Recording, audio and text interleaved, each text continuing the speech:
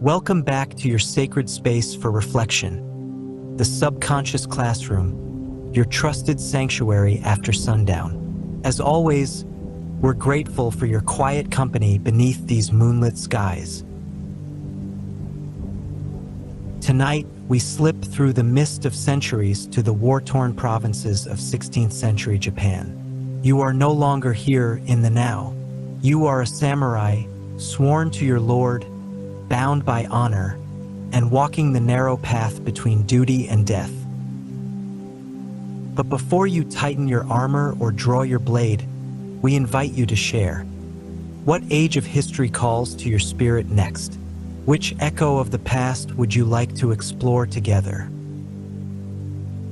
And if this journey resonates, if you find peace in the quiet footfalls of another era, consider giving us a like and subscribing, so we may continue wandering through time side by side.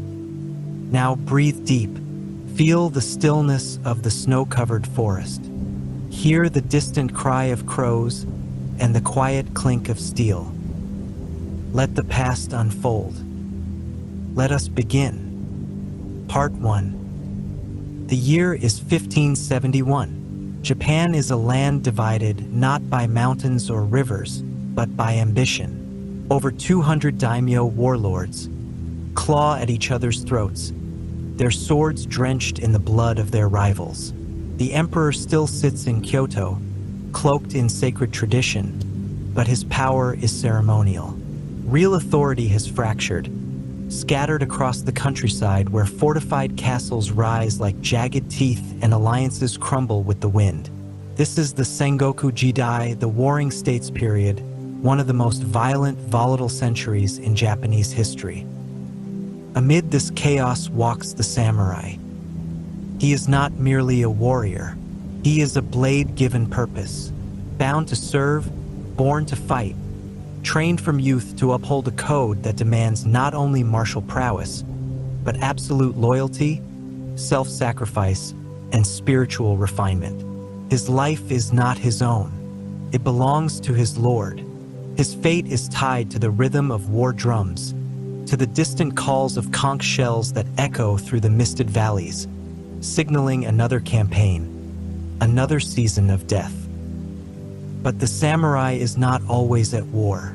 Not every day is spent with a sword drawn. In times of peace, and peace during this era may last only days, he oversees the lands granted by his daimyo. He resolves disputes between peasants, inspects rice yields, trains his retainers, and writes poetry with hands just as capable of decapitation as calligraphy. This juxtaposition is not a contradiction. It is the essence of his existence. In a small province within the Central Plains, nestled between mountain passes and rice paddies, a samurai awakens before the sun. He kneels before a simple kamidana, the household shrine, to pray. The divine is always close in feudal Japan. Shinto spirits dwell in the trees and rocks, while the teachings of Buddha promise serenity amidst suffering. A samurai must balance both, the fury of battle with the impermanence of all things. After his prayer, he rises and dons his kimono, ties his hakama, and fastens the two blades at his waist, the katana and wakizashi. These swords are not merely weapons. They are his soul. To lose them is to lose face. To draw them without cause is dishonor. To wield them without mastery is shame. He descends the steps of his modest estate to begin his day. The air is crisp. Plum blossoms tremble in the wind. In the courtyard, younger retainers, a shigeru, practice drills with wooden spears. The samurai observes in silence, then corrects a stance, adjusts a grip, calls out an instruction with the sharpness of a hawk. Discipline is paramount. He was trained this way since boyhood, taught to ride, to shoot from horseback, to strike with precision, and to die without hesitation. Martial training continues even in times of relative calm. War is never far. News arrives on foot. Another skirmish to the east. A neighboring clan has betrayed their alliance. The samurai's daimyo may call upon his bannermen soon. Orders could come by nightfall or not at all. This uncertainty is the background hum of every moment. In the town center, he walks among the people. The market is bustling. Blacksmiths hammer steel. Peasants barter for fish. Buddhist monks in saffron robes chant sutras near the temple gates. A theater troupe performs a scene from a no play, its actor's lacquered mask locked in eternal grief. The samurai pauses. These moments are precious. Life is fleeting. The play ends, the applause is muted. No one forgets they live beneath the shadow of war. Later, he visits a shrine built into the hillside, where an ancient tree bends like an old warrior. He offers a coin, bows twice, claps twice, and prays. He does not ask for victory. That would be arrogant. He asks for clarity, for courage, for control over the fear that gnaws in private, in moments of stillness. Bushido, the way of the warrior, demands fearlessness, but no man is free from fear. Only those who master it are worthy of remembrance. The samurai returns to his estate before dusk. He is joined by an elder retainer who reports a boundary dispute. Peasants from a neighboring domain have moved the irrigation markers. Could be a mistake or a test. The samurai orders a measured response. No weapons drawn, but hold the line. Show strength without blood. War is costly. Rice fields are more valuable than corpses. That night, he writes in his journal. Many samurai keep such records, not for posterity, but to discipline the mind. His script is neat, reflective. He writes of his ancestors, of his lord's recent victories, of the lesson learned in watching a heron stand unmoving at the riverbank, striking only when the moment is perfect. Timing is everything. Later, he reads from a Chinese classic, perhaps The Art of War or a Confucian text. These teachings are ingrained in the samurai ethos. Wisdom and warfare are not separate. One informs the other. The samurai is expected to be learned, eloquent, and graceful, even while capable of splitting a man from shoulder to hip. The house grows quiet. Lanterns flicker. Outside, wolves howl in the distance, wild, hungry. The samurai sits in stillness, cross-legged on tatami mats, meditating on impermanence. In the morning, the world may be different. A summons may come, a battle may call, or the delicate thread of peace may hold for another day. Either way, he is ready. Let me know if you'd like any tone or pacing adjustments before I continue with part 2. You said, rewrite and make part 1 much longer. ChatGPT said, absolutely. Below is a rewritten and expanded part 1 of your long-form YouTube video script for A Year in the Life of a Samurai, Feudal Japan, 16th Century. This version now reaches approximately 1,200 words, maintaining the immersive, historical tone while adding greater depth, detail, and cultural nuance. A Year in the Life of a Samurai, Part 1, approximate. 1,200 words. The year is 1571. Japan is not a nation in the way modern minds understand it. It is a fractured mirror of ambitions, splintered, sharp, and dangerous to anyone who dares to gaze too closely. The Ashikaga shogunate, once the central pillar of power, has all but collapsed. What remains is a country carved into jagged territories, each ruled by a daimyo military lords who answer to no one but their own hunger for dominance. In the cities, men raise banners. In the mountains, they raise armies. The emperor still sits in Kyoto, yes, but he reigns like a ghost trapped in a gilded cage, revered but powerless. This is the Sengoku Jidai, the Warring States period. For over a century, Japan has known little peace. Castles rise from the hills like stone thorns. Alliances are forged over sake one night and betrayed before sunrise. Samurai patrol the fields while spies whisper in the tea houses. The ground trembles not with earthquakes, but with the thunder of hooves and the clash of steel. It is a time where death rides on the wind, and yet it is here that the samurai finds his purpose. To live as a samurai in the 16th century is to exist in the eye of the storm, still but never safe. We begin at dawn. The samurai rises in silence. There are no servants to rouse him with soft voices or warm cloths. He is not a man of luxury, but of discipline. His residence, though granted by his daimyo, is humble by design. Shoji screens filter the morning light, casting the tatama floor in soft patterns. The air smells of pine, wood, and incense from the kamidana, the household shrine, where he kneels in quiet reverence. His prayers are a mix of Shinto and Buddhist devotion. He honors the kami, the spirits of the land, as well as his ancestors who linger beyond the veil. He offers rice, salt, and a whispered plea for guidance, not victory. Victory is fleeting. He prays instead for clarity, for serenity, for the strength to remain still in the chaos that waits beyond the gate. He dresses with methodical grace, first the undergarments, then the kimono. Over this, the hakama, wide-legged trousers tied tightly at the waist. Finally, he slides his daisho into place, the matched pair of swords, the katana and wakizashi. These are not mere tools of war. They are an extension of his being, his soul forged into steel.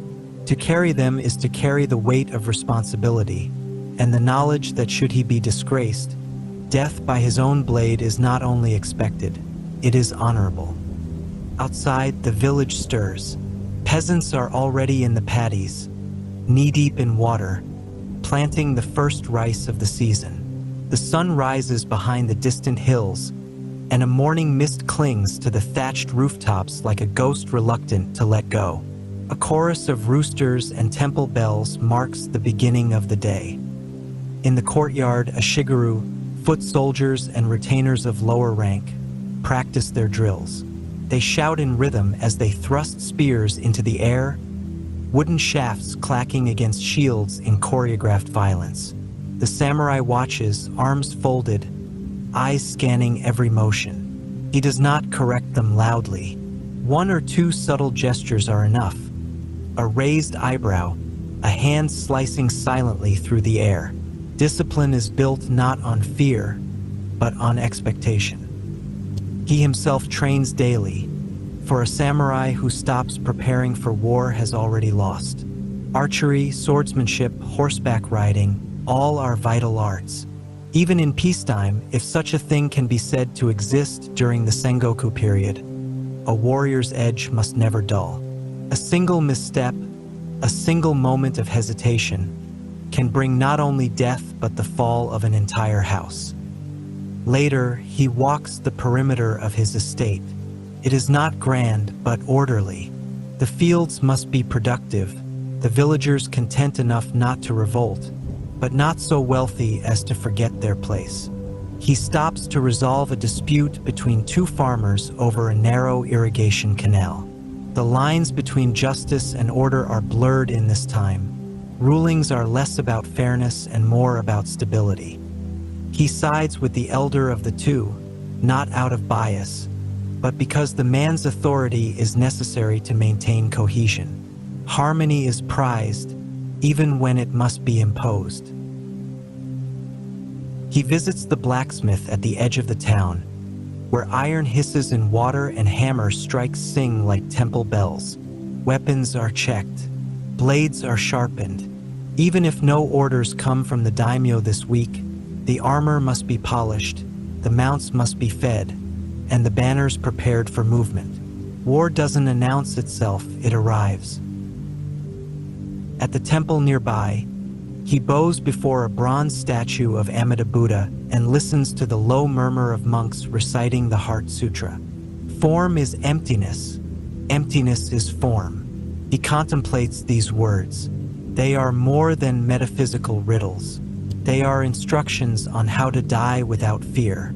A samurai must be prepared to face the void at any moment, with grace, with acceptance, with honor. Returning home, he passes through the local town. Children run barefoot through the streets. Merchants arrange baskets of persimmons and dried squid. An old woman sells medicinal herbs wrapped in parchment.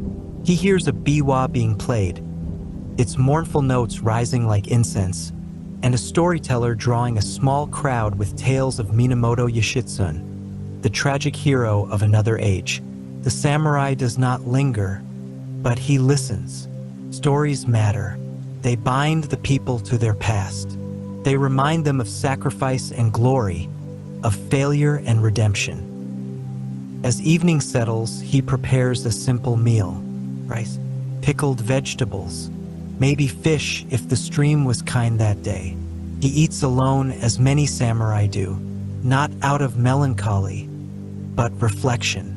There is always something to ponder: a verse of poetry, a tactical problem, the behavior of a fellow retainer that seemed odd. Paranoia and insight are separated by the thinnest of lines. Later, he writes, the brush in his hand dances across the rice paper in elegant kanji. He documents the day not just for memory, but for mental clarity. Reflection is a blade that cuts through illusion. He writes of his dreams, of the season's shifting winds, of a crow he watched for nearly an hour, unmoving on the fence post. He wonders if the crow, too, is waiting for war. Before sleep, he tends to his armor. Each plate of lacquered steel is checked. The cords that bind them are inspected. He runs his fingers over the family crest, the mon, painted in stark contrast on the chest. It is not just a symbol. It is a legacy, a challenge, a warning.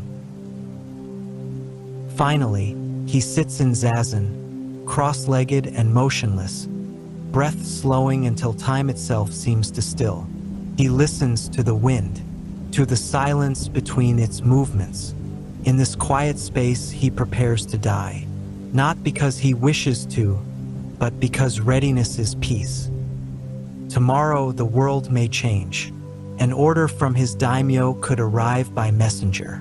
He may ride to war, or settle another village feud, or fall in battle, or simply grow another day older. Whatever comes, he will meet it as he must. For this is the life of the samurai. Part 2. Spring does not simply arrive in 16th century Japan. It unfolds. Like a careful poem, it reveals itself line by line. First, in the thawing of the mountain rivers. Then, in the scattered white-pink haze of plum blossoms shivering in temple courtyards. The land breathes again after winter's silence, and with it, so does the rhythm of duty. For the samurai, spring marks more than a change in the weather. It signals the renewal of campaign season. Roads that were once choked by snow are now passable. The horses, restless and fattened, are fit for the march. Armies begin to stir, banners unfurl, and scouts report on the movements of rival clans. Peace, if it ever existed, begins to dissolve under the weight of sharpened steel.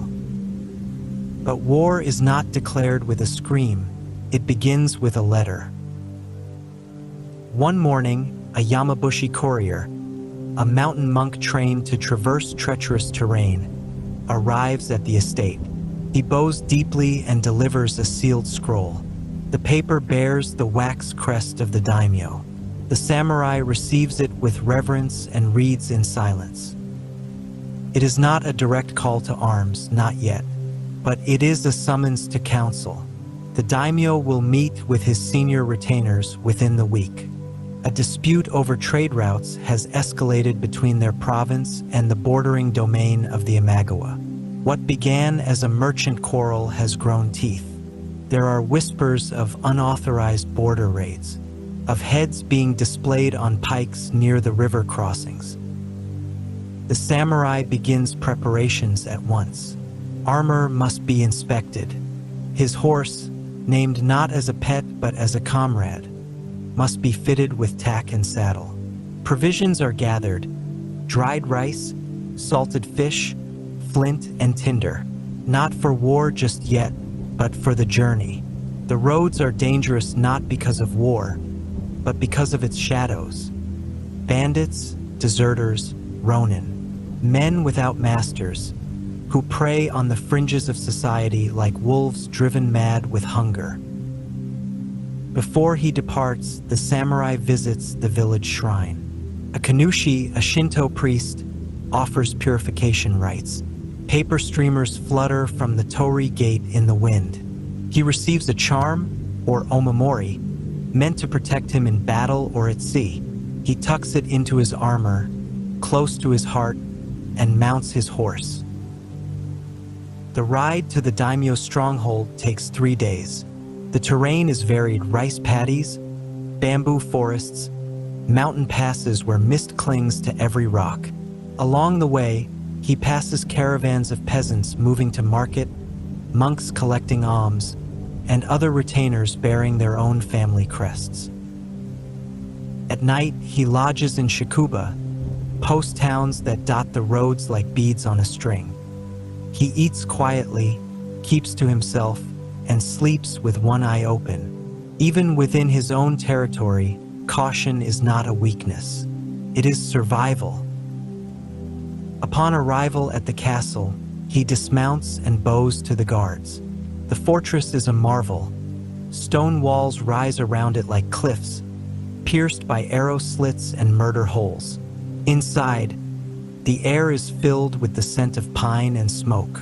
Retainers gather in the great hall, arranged according to rank. There is no chatter, only murmured greetings and nods. The daimyo enters last, clad in lacquered armor and brocade, his expression unreadable. The council begins. A map is unrolled across the floor. Ink-stained fingers trace borders and battle plans. Spies report the Imagawa have been reinforcing their garrisons. Villages near the disputed territory are being armed. A merchant vessel was stopped and its cargo seized. The evidence points not to bandits, but to orders from high above. Voices rise. Some advocate swift retribution. Others counsel delay, diplomacy, a show of strength without full commitment. The samurai listens carefully, weighing each argument. When he is called upon to speak, he chooses his words precisely. He supports a strategic incursion, a limited show of force that would secure their holdings without provoking all-out war. The daimyo nods. The meeting ends with no formal declaration, but the wheels are in motion. Each retainer returns to his estate with orders to begin quiet mobilization. The campaign will begin in summer, when the weather is stable and the rivers low. The samurai rides home with the knowledge that peace is on borrowed time. Back at his estate, his household becomes a hive of activity. Messages are dispatched to other vassals. Inventories are taken. Arrows are fletched. Horses are trained to tolerate the sound of drums and conch horns. His smith works day and night, repairing damaged blades and reforging armor plates that had grown brittle in the cold. Among the most critical tasks is the mustering of the Ishigaru common foot soldiers, usually peasants conscripted during wartime. They are trained in mass, drilled in pike formations, simple bow tactics, and basic field maneuvers. Though less disciplined than samurai, their numbers and positioning can turn the tide of battle. The samurai oversees their preparation personally. He knows that in the chaos of combat, even the lowest soldier matters, especially the lowest soldier. As preparations continue, the samurai also tends to matters of estate. War cannot come at the cost of starvation. He meets with village elders to ensure that the rice crop is healthy, that irrigation systems are working, and that taxes can be collected before the campaign season. Food must be stockpiled, not just for the warriors, but for their families who will be left behind. The weight of responsibility is immense. To lead men into war is not only to risk lives, it is to gamble with futures, with legacies. The samurai does not fear dying in battle. He fears failing those who depend on him. One evening, during a break in training, the samurai visits a tea house run by an elderly woman who once served in a daimyo's household. She prepares the shinoyu, the tea ceremony, with reverence. Every movement is deliberate. The turning of the bowl, the folding of the cloth, the offering of the matcha. In this ritual, he finds a brief moment of stillness. He drinks, and in the silence between sips, he reflects. The paradox of his life is that he is trained for death, yet lives with a reverence for beauty, for art, for impermanence. Mano no aware, the awareness of the transience of all things, is not weakness. It is a lens through which meaning is found. A cherry blossom is most beautiful just before it falls. A life is most precious when it might end tomorrow. Soon the drums will sound, the banners will rise, the summer grass will grow tall, only to be trampled by marching feet. But tonight, the wind is gentle, the tea is warm, and the samurai, just for a moment, allows himself to exhale. Part 3. Summer arrives like the unsheathing of a blade, quick, blinding, and final. The rains of early summer have passed. The soil is soft beneath the hooves of cavalry. The rivers narrow and red with silt. The cicadas scream like spirits from the underworld, and in their shrill chant, one can hear the tension of 1,000 men waiting for orders. And then the order comes. At the edge of the samurai's estate, drums beat out a code older than memory. Across the fields, retainers mount their horses. A shigeru leave their farms behind, their wives and children watching in silence as they shoulder spears and banners.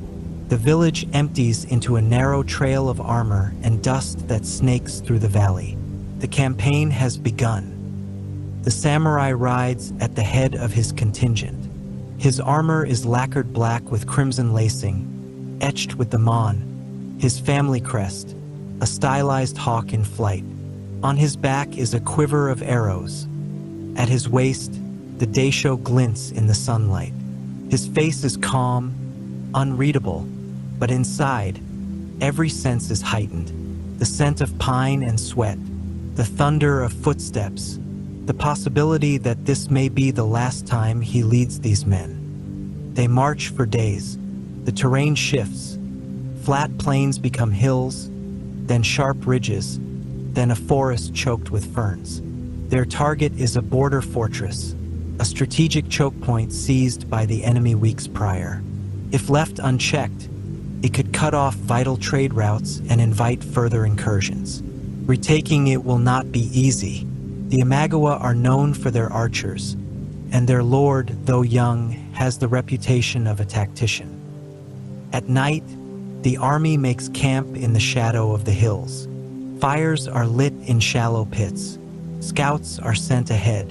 A shigeru eat from iron pots and sleep on straw mats under makeshift lean-tos. The samurai dine apart but not lavishly, rice, dried fish, and boiled greens. Luxury on campaign is not expected. Fat slows the mind. Comfort dulls the edge. Each night before sleep, he checks his gear with religious intensity. The bowstring must be tight. The katana's edge must sing against the whetstone. His horse must be fed and brushed, the armor oiled and free of cracks. He meditates in silence, focusing his mind on the tasks ahead. Fear is natural, but indulgence in fear is not. Discipline is the only armor that never breaks. Before dawn on the 5th day, the attack begins. They approach under cover of mist, advancing through thickets and over rocky slopes toward the enemy position. The fortress looms above them, a wooden structure fortified by stone foundations, flanked by 2 towers, and guarded by dozens of archers. The command to move is whispered, not shouted. The Ishigaru advance first, shields raised and spears poised. Behind them, the samurai move in smaller units, flanking through the trees. Arrows whistle through the sky like locusts, a scream, then another. The first wave reaches the base of the fort and begins scaling the wooden ladders. The samurai draws his blade. There is no time to think, only to act. He moves through the chaos with deadly precision. One slash opens an enemy's throat. A second slices beneath the ribs. The enemy is skilled, samurai like himself, but hesitation betrays them. His years of training guide each movement. Parry, strike, step aside, thrust. Blood coats the earth. The shouting becomes one long howl, like the wailing of the kami themselves. A man tries to flee, he is struck down from behind. Another swings wildly and is met with the point of a spear through his stomach. The samurai is not without wounds. An arrow has grazed his shoulder, and a cut burns across his thigh, but he does not falter. By late morning, the fortress is taken. The banner of his daimyo is raised high above the gate, fluttering against the blue sky. The enemy commander lies dead at the foot of the keep, his armor cracked, his face strangely peaceful. Prisoners are gathered. Some will be ransomed, others will be executed. A few will be given the chance to commit seppuku, ritual suicide, to preserve their honor. The samurai watches as one such man kneels before a small altar. A second, dressed in white, acts as the kaishikunin, the one who ends the ritual quickly with a single decapitating stroke. The condemned offers no plea, no tears. He stabs the blade into his stomach, draws it across with trembling hands. The sword rises. It is over in a breath. Such is the currency of honor. After the fortress is secured, the samurai tends to the dead. Not just his enemies, but his own men. The bodies are gathered, prayers whispered, and funeral pyres constructed. Each man, samurai or peasant, is remembered. Their names are written, their families notified. In death, the caste system thins. A lord and a farmer both feed the earth. The spoils are counted. Armor, weapons, grain stores, even livestock. The samurai reports to his commanding officer, who forwards the tally to the daimyo's court. His actions have brought not only glory but resources. His loyalty will be noted, his name spoken with favor in the next council. But victory does not last long. The army remains in the field. The borders are still contested, and another skirmish is reported to the north. The samurai does not return home. Instead, his unit is redirected, tasked with securing a mountain pass where enemy scouts have been sighted. This is the reality of warfare in the Sengoku Jidai. There are no clean battles, no conclusive ends. War is not a singular clash, it is a season. It rolls on like thunder, unpredictable, deafening, and unforgiving. As the weeks stretch into months, the samurai begins to feel the weight of fatigue. His body aches, his shoulder stiffens where the arrow struck. The dreams grow darker. He sees faces, some familiar, others unknown, blinking out in silence. But still, he does not retreat. He sharpens his blade. He trains his men. He consults with other commanders. He writes letters to his steward, detailing instructions for managing the estate in his absence. He does not ask about his family. He cannot. To allow himself that softness now would be a breach in the armor he wears around his soul. One night, during a rare moment of stillness, he walks alone beyond the camp. The stars above are brilliant, unbroken by cloud or fire. He kneels and looks upward. Does the kami see him? Does Amaterasu, the sun goddess, care for one more blade among thousands? Or is he simply a tool shaped by culture, wielded by duty, and discarded by time? He does not know. But as the wind rustles through the trees and the cicadas cry again, he feels no regret. He has done what was required. Tomorrow they march again. Part 4. Summer dies slowly in Japan. It does not surrender to autumn without protest. The heat lingers like a fever in the soil, and the air remains thick with insects, sweat, and the scent of blood left behind on unburied battlefields. The thunder of marching feet quiets, and in its absence, a deeper, more enduring sound emerges, the echo of what has been lost. The samurai's campaign draws to a close not with a decisive end, but with a gradual winding down of orders, movement, and urgency. The fortress remains in their hands. The enemy has retreated for now, their lines pulled back, their ambitions dulled like a sword that struck stone. There will be no further attacks this season, though none dare call this peace. It is merely the pause between breaths. And still, there is much to do. Wounded men must be tended. The samurai visits the infirmary tent often. Here, the illusion of glory is peeled away. Bodies lie on mats, wrapped in blood-soaked cloth, smelling of iron and infection. Arms are missing, eyes gone. Some groan in pain. Others are silent, not out of strength, but because they have already turned their thoughts toward death. The battlefield is honest in a way court life never is. It shows the price of ambition in raw, human terms. The samurai moves among them without comment. He acknowledges the wounded, gives them sake or prayer beads. He remembers every face, whether a shigeru or officer. These were men who followed him into hell. He owes them more than memory, but memory is the only currency left once the fighting stops. Eventually, the army begins its return march. They do not move with the sharp rhythm they carried into battle. Now, the procession is slower, more subdued. Many horses walk without riders. Some flags are torn. Some voices are gone. On the road home, the samurai reflects.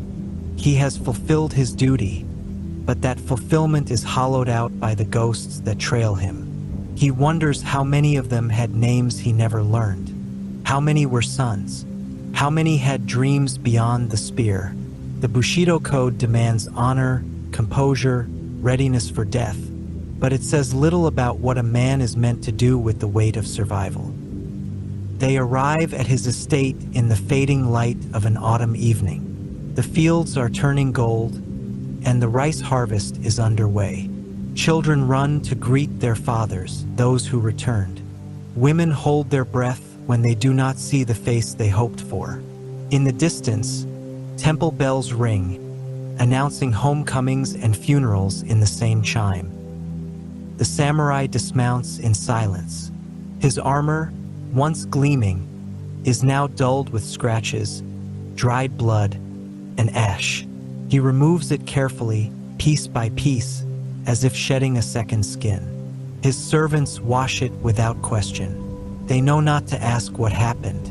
The armor will speak its own tale when hung in the storage room. He bathes in the wooden tub behind his home, the water heated with firewood and scented faintly with cedar leaves. As the grime of war lifts from his skin, a different kind of weight remains, the kind that soaks into the bones. For all his training, for all his rituals, war is not something one can wash away. It stains the spirit long after the blood is gone.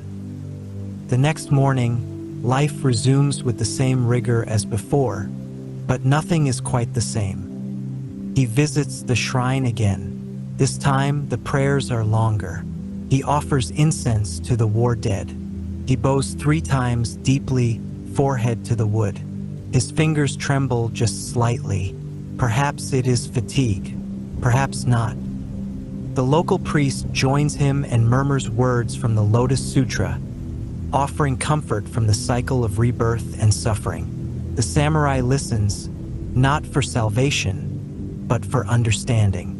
Buddhism, especially the Zen sect embraced by many warriors, teaches detachment.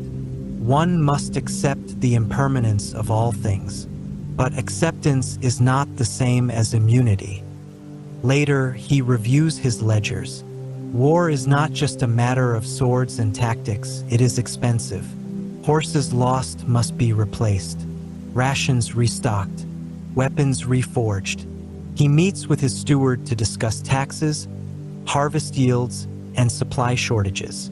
One of the nearby villages reports bandit activity in the absence of their protectors. Order must be reimposed, gently if possible, ruthlessly if not. Power must be maintained or someone else will take it. Soon after, a messenger arrives from the daimyo's court. The samurai is summoned again, not to fight, but to attend a ceremony. The victory at the border fortress has been deemed worthy of celebration. The lords will gather, sake will be poured, gifts exchanged, titles discussed. The political theater begins. He dons formal robes for the occasion, black silk, white under kimono, crest displayed proudly. His swords, though not worn into the inner court, are still present, resting near him like a reminder or a warning. The daimyo receives his vassals in a newly built hall, decorated with scrolls depicting cranes, pine trees, and the great battles of the Genpei War centuries prior. Everything here is carefully arranged to convey power, continuity, and control. The victory, though paid for by 1,000 men, is spoken of in terms of honor, duty, and the strength of the domain. The samurai says little. He accepts the compliments. He bows at the right moments. He drinks when required. Politics is as much a battlefield as any other, except here, the wounds are inflicted with smiles and silences. During the ceremony, he receives a gift, a lacquered box containing a finely made tanto, a small ceremonial blade, and a letter praising his leadership. He thanks his lord, but in truth, such rewards feel distant. The real reward, if any, is that his men's deaths were not in vain. That night, he returns home again, weary not from war, but from diplomacy.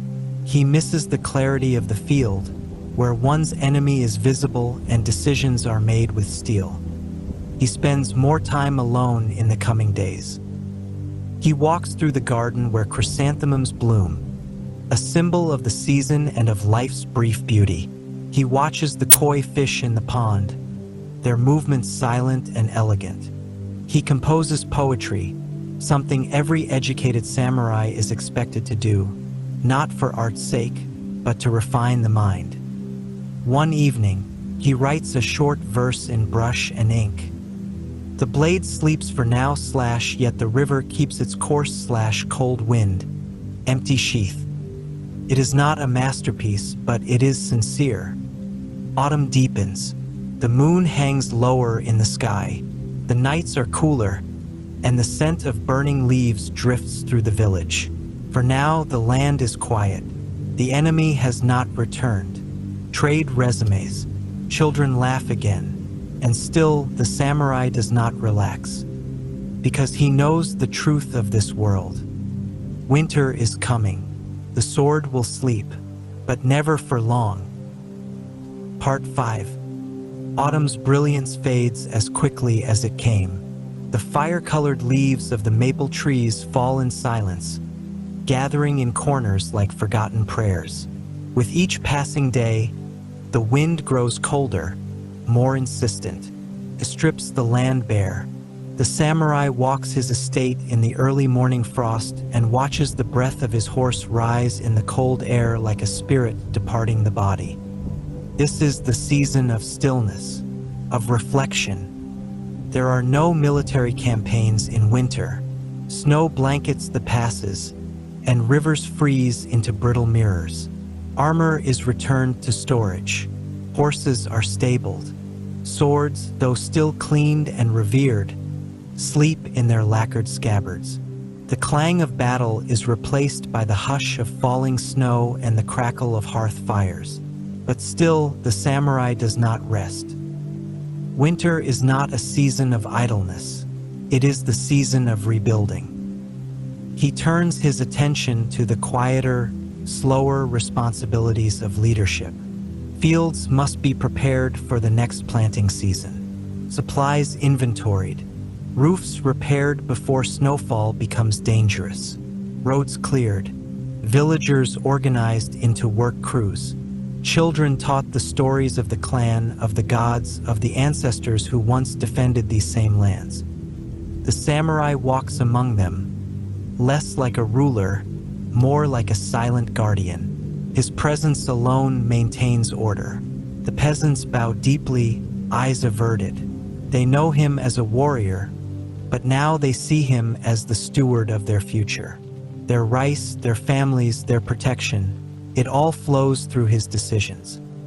He meets with his retainers frequently, not about war, but about strategy of a different kind: diplomacy, trade, local politics.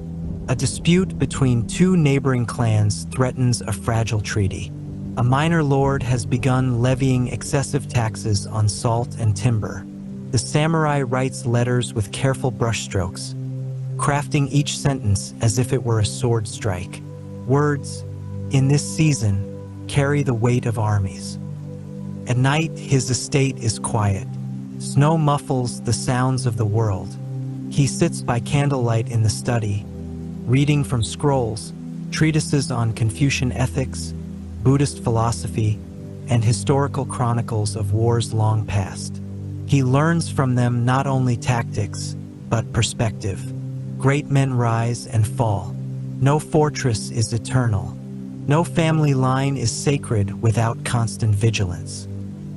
He writes as well, not only poetry, but records of the year's campaign. Every detail is logged: terrain, enemy tactics, casualty lists, supply chain issues, morale fluctuations. These are not kept for personal pride, but for the future. Should his son or his successor one day lead, they must know what was done and why. The scrolls are stored in a wooden chest sealed with the family crest. His ink-stained fingers betray the duality of his life. Warrior and scholar, both are expected, both are required. To be only one is to be incomplete.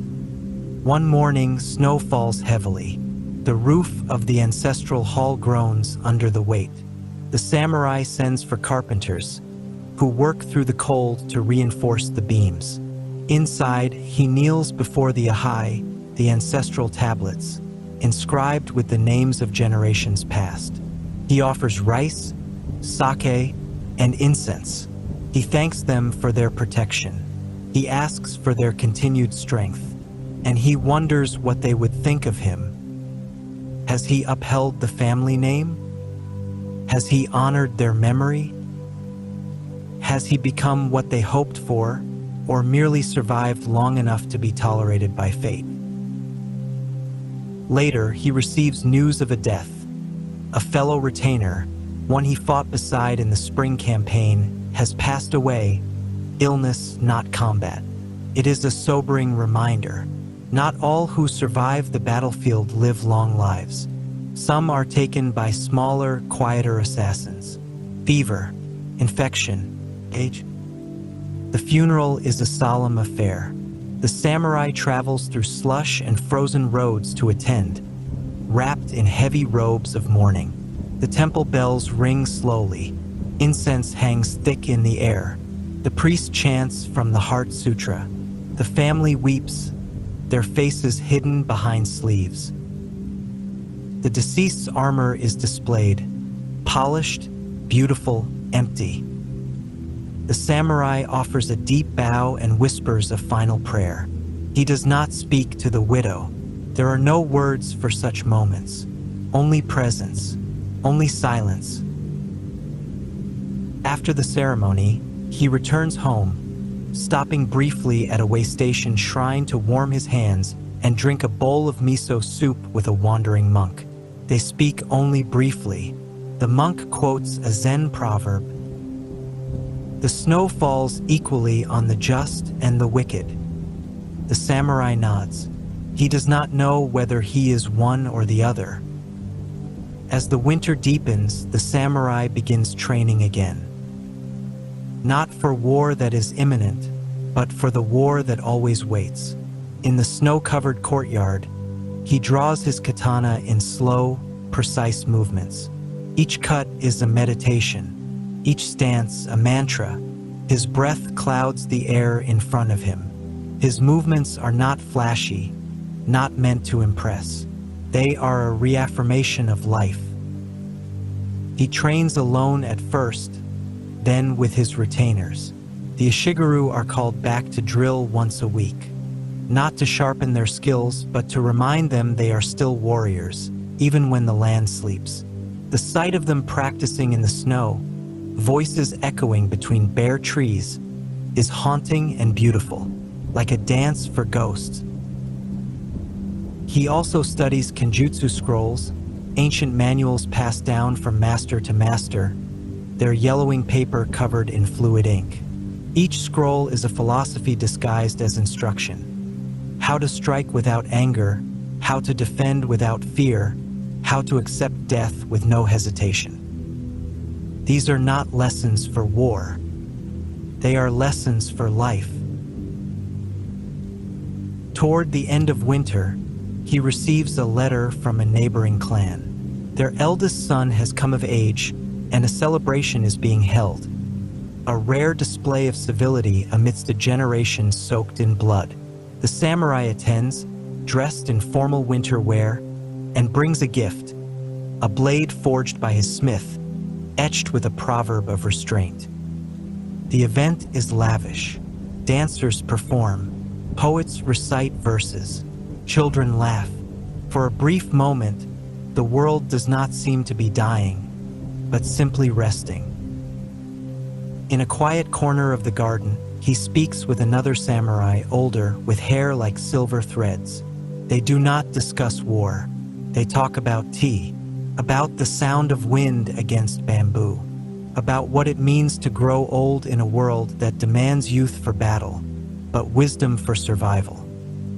The old samurai says simply, "Victory is not the sword that strikes, but the hand that knows when not to draw it." The younger samurai nods. He will remember those words long after this winter ends. Because it will end. It always does. And when it does, the world will bloom again. Not gently, but explosively. The lords will sharpen their ambitions. Borders will shift. The banners will rise. And the samurai will be ready. For his sword has not rusted. It has only waited. Part 6. The snow melts without announcement. It slips silently from the rooftops, drips from the pine boughs, and seeps into the soil like an old memory. The ground, once frozen and cracked, softens again beneath the returning sun. Across the fields, frogs begin their ancient chorus, and the rivers swell with life. It is the second spring since the war. But peace, as ever, is only the illusion between conflicts. The samurai rises early one morning to the sound of distant temple bells and the cawing of crows in the bare branches outside his window. He kneels before the shrine in his home and offers thanks for the turning of the seasons. The incense burns cleanly. A new year has begun. He dresses in robes of dark indigo and prepares to visit the castle of his daimyo. The journey is not one of war, but of duty and declaration. Each retainer must reaffirm their fealty at the start of the year, an ancient custom meant to bind the old power lines tighter before the land begins to shift again. Before departing, He walks the fields with his steward. The rice seedlings are being prepared in trays to be planted once the paddies are fully irrigated. The peasants bow low as he passes. There is a sense of cautious optimism in the air. Good harvests follow hard winters. If the rains are favorable and the taxes remain tolerable, the people may find rest this year. But the samurai knows better than to trust the sky. At the castle, the lords gather. Dozens of samurai, each representing a different slice of the province, arrive in polished armor or ceremonial robes. Their swords, while peacebound for now, hang close at hand. The air hums with formal greetings and guarded smiles. Inside the great hall, tatami mats stretch beneath a painted ceiling of cranes and pine, symbols of longevity and vigilance. The daimyo enters at last, not with pomp, but with precision. His eyes scan the room like a hawk. Every man bows low. Pledges are made aloud. Sake is poured and passed. The words are always the same, but their meanings change with every year, every rumor, every shifting alliance outside these walls. Afterward, smaller meetings take place behind sliding doors. The samurai is called into one such chamber. His daimyo sits beside a map, freshly updated. Several provinces to the east have fractured. Their leaders are old, dying, or dead. A powerful clan from the north, the Takeda, is rumored to be moving. And there are whispers, just whispers, of a man rising in the west. Ruthless, brilliant, and unsentimental. His name is Oda Nobunaga. The samurai is asked for his counsel. He speaks with care, measuring each word like grain. He recommends caution, but also readiness. Alliances must be watched, roads fortified, new armor commissioned, not because war is certain, but because surprise is the enemy of survival. The daimyo nods.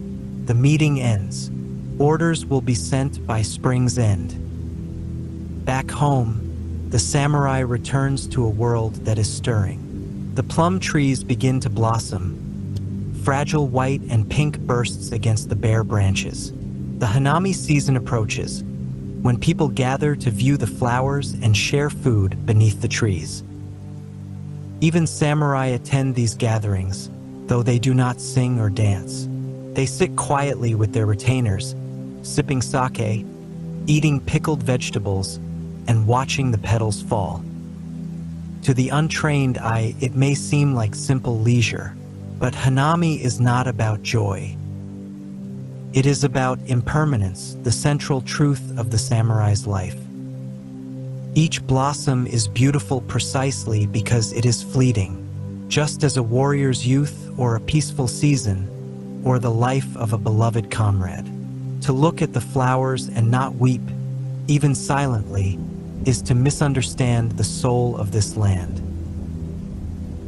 One evening, during the final week of hanami, the samurai is visited by an emissary from a nearby temple.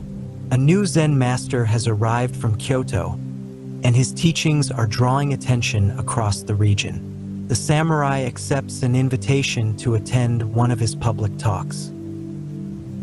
The temple is simple, unadorned wood and stone, built beside a pond that reflects the sky like glass. The Zen master, a man with eyes like polished obsidian, speaks in soft riddles.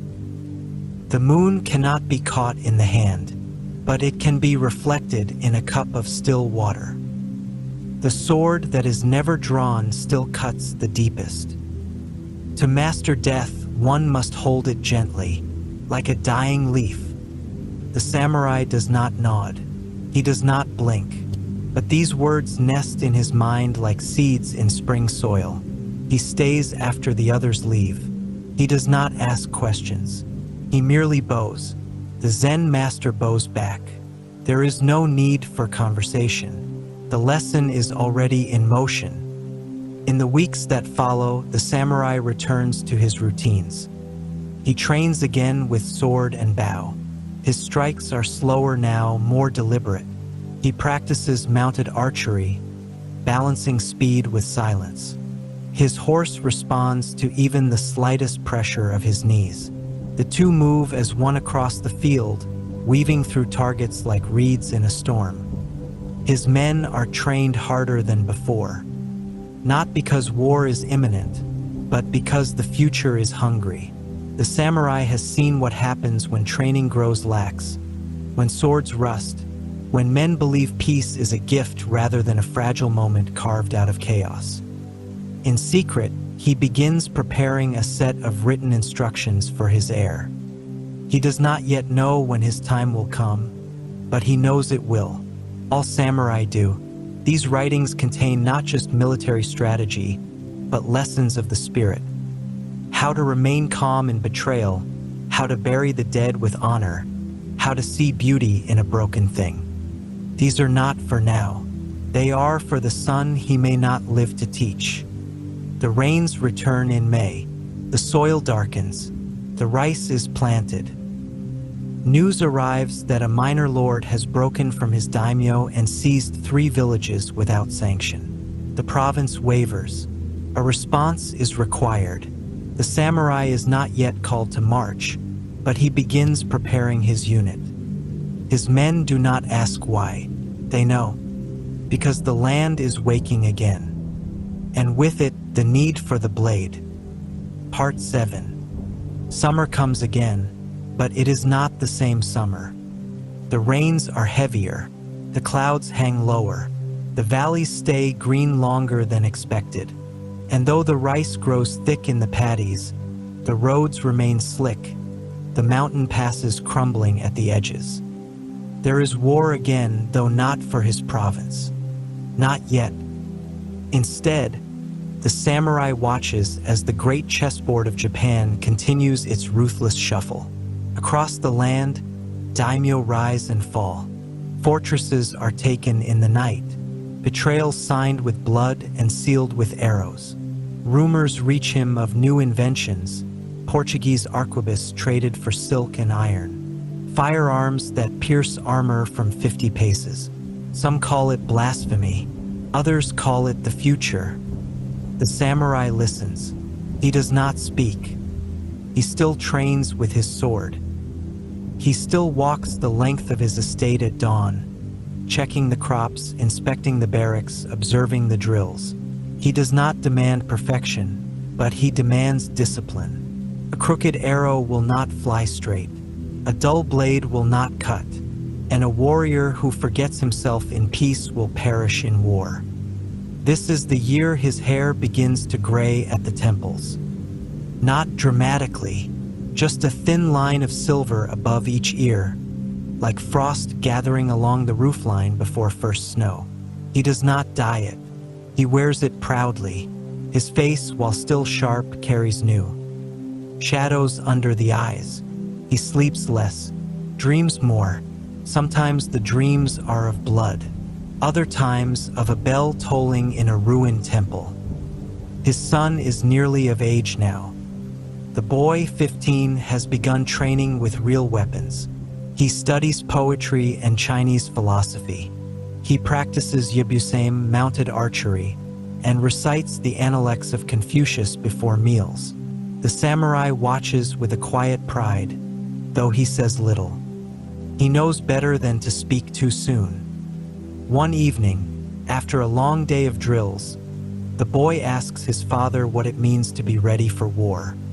The samurai answers, "You are ready when you can kill a man without anger and bury him without guilt." The boy falls silent. It is not the answer he expected, but it is the answer he will remember. As the summer wanes, a small outbreak of conflict does reach the border of the province. A minor incursion, nothing like the campaign of the previous year. The samurai is ordered to assemble his unit, not to engage, but to observe and report. He rides with 30 men to the mountain pass and sets up a temporary watchpost. Days pass in stillness. The enemy never arrives. The tension, however, remains like a drawn bowstring. On the fourth day, a merchant caravan arrives at the pass, slowed by mud, spooked by bandits. The samurai offers them temporary shelter. One of the merchants, a wiry man from Nagasaki, carries a Portuguese flintlock rifle in a silk-wrapped bundle. He offers to demonstrate it. The samurai declines. It is not because he fears it. It is because he understands it too well. He knows the shape of things to come.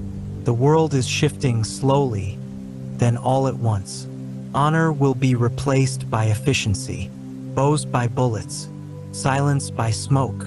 But he will not be the one to hasten that change. Not yet.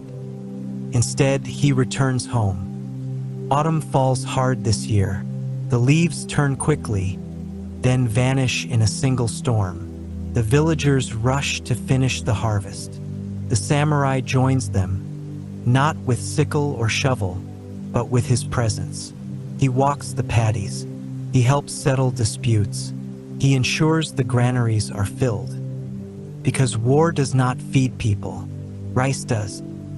As winter approaches, the samurai receives a formal letter from the daimyo's court. A summit is being arranged. Regional leaders will gather in secret to discuss the emergence of new powers. There is word of the Takeda expanding into Shinano, of the Usuji testing the Oda's defenses, of alliances breaking like thin ice in spring. The samurai is not summoned as a warrior, but as an advisor. It is a subtle shift, one that means more than it seems. It is not just his sword that is valued now. It is his mind.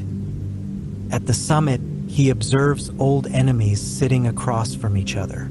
The food is polite, the sake ceremonial, but beneath the civility, the air is thick with threat. The samurai does not speak often, but when he does, others listen. He cautions against quick wars and bold claims. He speaks of what he has seen, how a single blade, well-timed, can undo a year's worth of diplomacy. His words carry weight not because of how they are said, but because of who has survived long enough to say them. After the summit, he returns once more to his estate. It is winter again. 1 full year has passed. The same snows return, the same silence descends. But the man walking these roads is not the same. His back is straighter now, but heavier. His blade has not tasted blood in many moons, but it is not dull. And though he has served with honor, he does not believe he has finished. A samurai's work is never finished. He sits by the hearth one night, writing by candlelight. The wind howls outside. His son is asleep in the next room. The sword, polished earlier that morning, rests beside him, like a companion too old to fight, but too faithful to leave. He writes, "Winter comes again. I have buried men. I have led others into death. I have tasted glory and swallowed sorrow. And yet, the snow falls the same as it did when I was a boy. My hands no longer tremble, not because I do not feel, but because I have learned to hold the storm inside. If these are my last years, let them be worthy. If my son inherits this land, may he inherit its burdens with grace. And if I am called again to battle, I will not refuse, not because I love war, but because I remember the peace it buys." He places the brush down. He bows to the sword. He extinguishes the flame.